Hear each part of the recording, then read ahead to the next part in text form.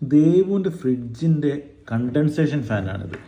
ഫ്രിഡ്ജിൻ്റെ ഉള്ളിൽ നിന്ന് ഒരു അബ്നോർമൽ സൗണ്ട് കേട്ടിട്ട് കംപ്രസർ സൈഡിൽ നിന്നായിരുന്നു സൗണ്ട്. അതെന്താണ് സൗണ്ട് നോക്കാൻ വേണ്ടി നോക്കിയപ്പോഴാണ് ഈ ഫാൻ കറങ്ങുമ്പോഴാണ് സൗണ്ട് വരുന്നതെന്ന് മനസ്സിലായി.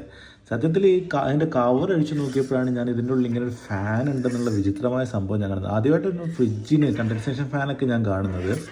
അപ്പോൾ ഈ മോട്ടർ അഴിച്ചപ്പം ഞാനൊരു കൗതുകകരമായിട്ടൊരു കാര്യം കണ്ടു.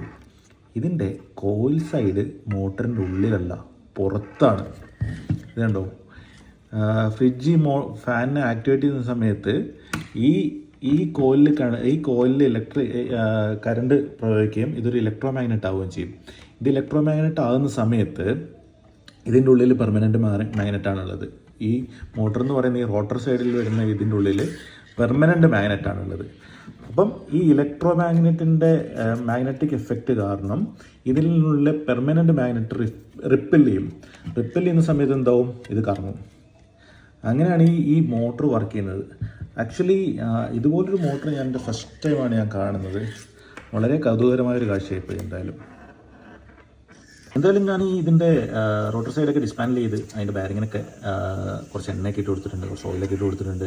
സംഭവം ഇപ്പോൾ സ്മൂത്തായിട്ട് റൊട്ടേറ്റ് ചെയ്യുന്നുണ്ട്, നോയ്സും കാര്യങ്ങളൊന്നും ഇല്ല. എന്തായാലും ഫ്രിഡ്ജിൽ പിടിപ്പിച്ച് നോക്കാം. ഫ്രിഡ്ജിൻ്റെ റെഫ്രിജറൻ്റ് കോയിൽ ഇവിടെ ഒരു കോയിൽ പോലെ ഇങ്ങനെ ചുറ്റി വെച്ചിട്ടുണ്ട്. അതിൻ്റെ ഉള്ളിലാണ് ഈ ഫാൻ ഉള്ളത്. ഈ ഫാൻ ചെയ്യുന്നത് എങ്ങനെയാണെന്ന് വെച്ചിട്ടുണ്ടെങ്കിൽ അതിനുള്ള ഹീറ്റിനെ ജസ്റ്റ് ഡെസിപ്പേറ്റ് ചെയ്യാൻ വേണ്ടിയിട്ടാണ് ഈ ഫാൻ ഉപയോഗിക്കുന്നത്. എന്തായാലും ഞാൻ ആദ്യമായിട്ടാണ് ഒരു ഫ്രിഡ്ജിൽ ഇങ്ങനെ ഒരു സംഭവം കാണുന്നത്. ഇതിന് മുന്നേ ഒരു ഫ്രിഡ്ജിലും ഞാനിത് കണ്ടിട്ടില്ല. നല്ലൊരു ഇൻഫർമേഷൻ ആയിരുന്നു.